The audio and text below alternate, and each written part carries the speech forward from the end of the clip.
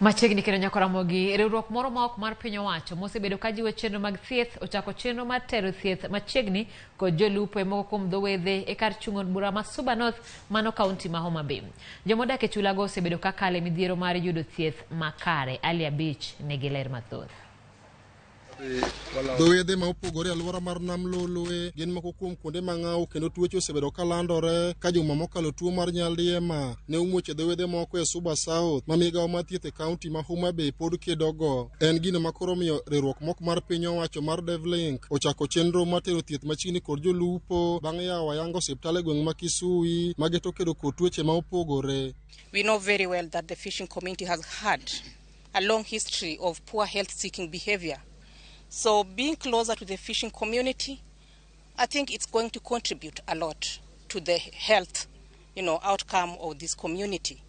We've worked here for some years and we've learned for sure it is very difficult for a fisher folk or people in the fishing community to access health facilities. Apisa semigawo mar thieth e kar chung' bura ma Suba North okoni dwaro margi en neno ni yore mag thieth chopo machiegni ir jolupo ka gitiyo kod migepe ma opogore mondo mi tuoche machendo e alwora mar nam Lolwe odwok chien. Proven indicators that are actually dwindling, especially scale delivery and immunization. Jalup Komisona Mambeta Ibrahim Kemboi mabende noloswe kinde nyasi mar yawo ayanga osiptandno okoni chenro mar tero thieth machiegni kod dhowedhe biro konyo e bero mokalo ngima jogo eko mantie sekta mar lupo. This facility will go a long way in supplementing government effort to provide medical services to our communities around here. Still have women who deliver children living with HIV and AIDS.